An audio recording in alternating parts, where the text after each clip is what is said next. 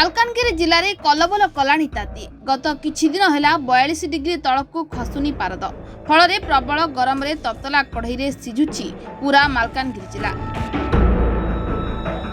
जिलार काली mail कलबल कलाणी ताती गरम गुड़गुड़ी ना दिन में घर बाहरी होउछि ना राति शोई होउछि सकाळ 10टा हेले लोके आ घर बाहर को बाहर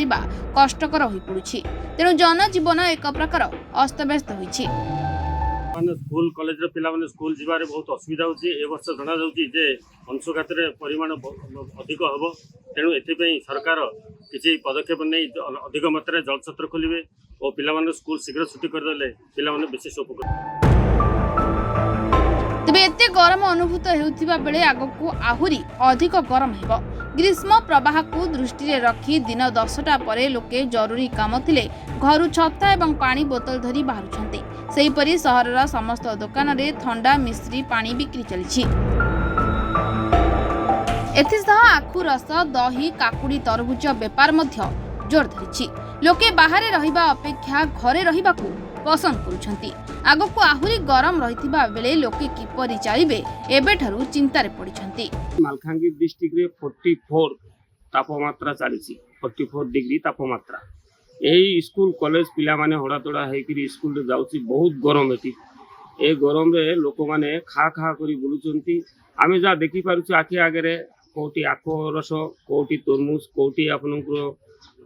कखारु ए सब खाई करी समस्त बुली ठंडा रे ए करूछि काकुड़ी खाई करी जा हो ए समस्या रे समाधान करबा पाई हमरो जे ब्लॉक स्तरीय सरपंच समिति सब माने अछंती से माने हमरो किसी पानी जल व्यवस्था ए तो करी जाओ बहुत सब आड़े हे गला किंतु हमरो ए कांडाबाई भुवनपल्ली रचिबाटा ए सब जगह रे किसी पानी जल व्यवस्था नहीं आमे बहुत दुखित।